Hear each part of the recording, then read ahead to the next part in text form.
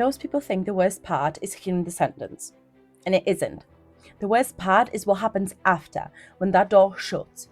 Panic kicks in, and people start making mistakes that can make prison harder from day one. People trust the wrong person, react the wrong way, miss the basics, or walk straight into problems they could have easily avoided. And families get hit too, because they are left trying to understand a system they were never even prepared for. So in this video, I'm breaking down what hits people first, the mistakes that make prison worse earlier on, and the practical information prisoners and families need ready before it starts. Because prison is hard enough. Walking into it blind is what makes it worse. When someone first goes into prison, most of the time they are not thinking clearly. They are being processed, searched, moved around, told bits of information, missing other bits, and trying not to show how overwhelmed they actually feel. And this is where things start going wrong. Not because of violence, not always because of drama. Sometimes it's because people are in shock, and shock makes people stupid. It makes them talk too much, trust too fast, react too quickly, miss things that genuinely matter, and make decisions based on fear, ego, or panic. This is why the first few days matter so much, because those first few days can shape the rest of the sentence. And here's the first thing that people get badly wrong. They think surviving prison is about looking tough. It isn't. In the early days, surviving prison is about not making your situation worse. It's about learning fast, watching carefully, keeping control of yourself, and not letting panic choose for you. Because prison strips away control very quickly. You are told where to stand, when to move, what you can have, what you can't have, when to wait, when to stop, who you can speak to, and what happens next. And for some people, that hits harder than they expected. Because you do not just lose your freedom, you lose your privacy, you lose your routine, you lose your certainty, and you lose the normal rhythm of your life. This is why first night can hit you like a wall. Not because something dramatic always happens, but because reality catches up. The noise sounds different, silence sounds different, and that cell door will feel very different and very heavy when you know it's not opening because you want it to. This is when fear kicks in properly. That's when real shame kicks in. Regret, anger, maybe even dread. That sinking feeling that this is real now. And if someone is not ready for that mentally, they can start handling it in the worst possible ways. But prison doesn't just get harder because of emotion. It gets harder when people do not understand the basic system around them. And that is the practical bit that people need to hear. You need to learn the routine fast. Learn when meals happen, when doors open, how phone access works, how canteen works, how showers work, what times things usually happen on the wing, so your basic regime. Because if you do not learn the basic rhythm, prison feels even more chaotic than it already is. And the quicker you understand the rhythm, the less lost you feel. Then learn who does what. A lot of people waste energy asking the wrong person for the wrong thing and then saying, well, no one's helping me. Wing staff deal with day-to-day issues. Healthcare staff deal with physical and mental health concerns. Safer custody deal with risk and vulnerability issues like debt or bullying. Visit staff deal with visits problems. You do not need to know everything on day one, but you do need to start learning who actually handles what. That alone can save people a lot of grief. And here's another bit that people underestimate badly: induction and applications. Prison is not just about coping with people around you. It's about learning the system fast enough that basic things do not become bigger problems. There's usually an induction process in those early days. This is where the prison is meant to start explaining the basics: how the routine works, how the wing works, what support exists, how visits work, how phone calls work, and how canteen works, and who deals with what. Now, some inductions are better than others, let's be honest. Some people are so stressed and overwhelmed they can barely take half of it in. Some prisons explain things better than others.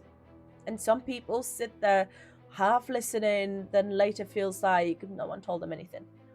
But that early stage matters, because induction is one of the first chances to understand the system you are now stuck in. And if you miss the basics there, prison feels even more confusing after that. People also need to understand applications or apps. because prisons run heavily on forms. If you need something sorting, a lot of the time it's not enough to just ask once one officer and hope for the best. You might need an app for it. A general application for general stuff, like application for work, education, or gym. Contact with OMU if it's about sentence management type issues. Contact with your key worker if it's about support, concerns, or things that need raising through that route. A property request if you need to ask for things from prop. A PIN app for adding phone numbers. A visits app to add people for visits. And this is where people get frustrated fast because they ask the wrong person, use the wrong app, and keep no note of what they have actually asked for. So one of the smartest things you can learn early is this: what app is used for what, who it goes to, and when you put it in. Because if you do not understand that side of prison, even basic things start turning into stress. Now, let's get into one of the quickest ways people make prison worse for themselves: trusting the wrong people too fast.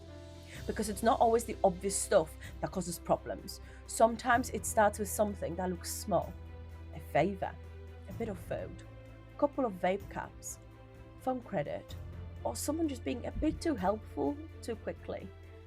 And before they know it, they are in debt, under pressure, or mixed up with the people they should have stayed away from. So people need to understand this early. Not everyone offering help is helping. Some people are just reading who looks lost, frightened, or just easy to influence. That does not mean be rude to everybody. It does not mean you have to live in paranoia. It just means be careful.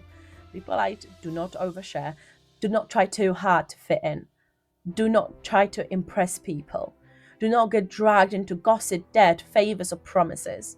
Because prison gets harder very quickly when your name starts getting attached to the wrong things. And the other thing to watch out for is your own head going in on you. Because some people don't kick off. They shut down. They go numb. Quiet. Flat. Snappy. Or a bit agitated. Or they pretend they are coping when they are nowhere near coping. And families need to hear this part and hear it clearly.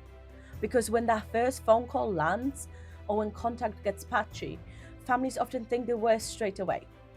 Now, sometimes there is a serious issue, but sometimes what they are hearing is just the shock of early prison landing on someone all at once. So if your loved one sounds different, that does not always mean prison has changed them overnight. Sometimes it just means they're in survival mode. And early prison is survival mode. It's not normal life. It's not clear thinking or emotional stability. It's survival mode. And there is another practical thing that people need to know early: complaints. Because people either complain about everything or they don't complain at all, and both can cause problems. So learn the complaint routes properly. Comp 1 is for normal complaints. Comp 2 is complaints based on protected characteristics. And if everything else failed, there is the IMB complaint form. That matters because if someone feels they are being treated unfairly, ignored, or something is not being dealt with properly, it helps to know that there is a route. And it helps even more to use the right one. Because again, prison gets more stressful when people do not understand the system they are trying to challenge. Now, here's the practical bit most people leave too late. If prison might be coming, do not leave preparation to panic. Get the key information sorted before you go, if possible.